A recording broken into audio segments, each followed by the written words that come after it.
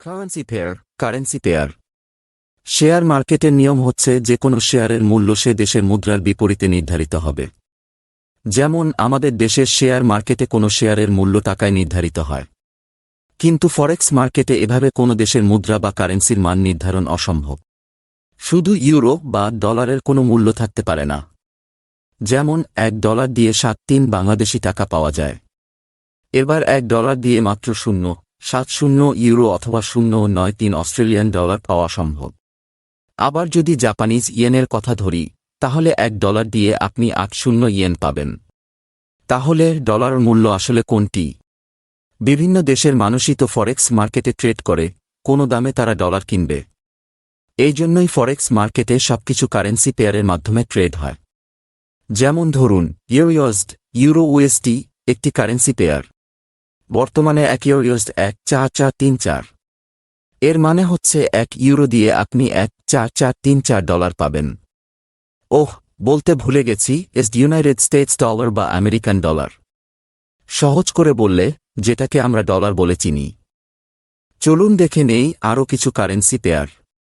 1.0543 এর মানে হচ্ছে 1 অস্ট্রেলিয়ান ডলার দিয়ে আপনি 1.0543 আমেরিকান ডলার পাবেন। 1.6422 এর মানে হচ্ছে 1 পাউন্ড দিয়ে আপনি 1.6422 আমেরিকান ডলার পাবেন। 1.0877 এর মানে হচ্ছে 1 নিউজিল্যান্ড ডলার দিয়ে আপনি 0.8177 আমেরিকান ডলার পাবেন। 1.8029 এর মানে হচ্ছে $1 দিয়ে আপনি 8029 জাপানিজ ইয়েন পাবেন। 1.1591 এর মানে হচ্ছে 1 ইউরো দিয়ে আপনি 11591 জাপানিজ ইয়েন পাবেন। এখন বুঝলেন কারেন্সি পেয়ারের ব্যাপারটা? ভাই, আমি যদি একটু ঘোরায় লিখি, মানে আপনি তো লিখলেন যে 1.4434। আমি যদি এভাবে না লিখে লিখি, তাহলে কোনো সমস্যা আছে? অবশ্যই নেই। তবে মনে রাখবেন, কারেন্সি পেয়ারের প্রথম কারেন্সি নির্দেশ করে তা দিয়ে আপনি কত পরের কারেন্সিটা পাবেন।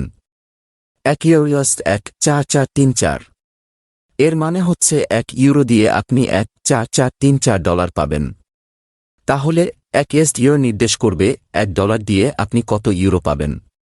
উত্তর হবে ঠিক উল্টো, 1.4434 বা 0.6928। একটা ছোট্ট পরীক্ষা নেই আপনার, দেখি আপনি কিছু শিখতে পারলেন না। উত্তর মিলিয়ে নিতে পারবেন, এই পোস্টের নিচে দেওয়া আছে। সাবধান, উত্তর কিন্তু চুরি করবেন না। ধাঁধা 1। 1.8708 এর অর্থ কি? চাইলে উপর থেকে সাহায্য নিতে পারবেন, আর নিচ থেকে উত্তর মিলিয়ে নিতে পারবেন। একটা প্রশ্ন এখনও রয়েই গেল, আপনি প্রতিবার দশমিকের পরে এতগুলো সংখ্যা নিচ্ছেন কেন? যেমন 1.1434 লিখেন কেন? 144 লিখলেই তো হয়। শেয়ার মার্কেটে তো এই দশমিকের ভেজাল নাই, সব শেয়ারের মূল্য হয় 20 টাকা, 960 টাকা, নতুবা হয়তো 1200 টাকা। কোনোদিন তো শেয়ারের দাম 202543 তা শুনি নাই। এত ভেজাল কেন? প্রথমত, ফরেক্স মার্কেটে কোনো কারেন্সি পেয়ার হচ্ছে দুইটা কারেন্সির অনুপাত। যেমন ইউএসডি এর মানে হচ্ছে 1 ইউরো দিয়ে কত ডলার পাব। শেয়ার মার্কেটে তো আর আমরা একটা জনতা ব্যাংকের শেয়ার দিয়ে মেঘনা সিমেন্টের কয়টা শেয়ার পাব তা এর হিসাব করি না। আর তাই আমাদের দেশের শেয়ার মার্কেটে অধিকাংশ শেয়ারের দাম পূরণ সংখ্যায়, তবে কিছু শেয়ারের দাম দশমিকে। এর ফরেক্স মার্কেটে দশমিকের পর 4 তা ঘর পর্যন্ত নেওয়া হয়েছে, কারণ ফরেক্স মার্কেটে সাধারণত মুভমেন্ট দশমিকের পরে 3 আর 4 নাম্বার ঘরেই বেশি হয়, তাই এটাকে স্ট্যান্ডার্ড ধরা হয়েছে। চলুন দেখে নেই এক নজরে 6 জুন থেকে 10 জুন 2011 এই 5 দিন ইউএসডির মূল্য।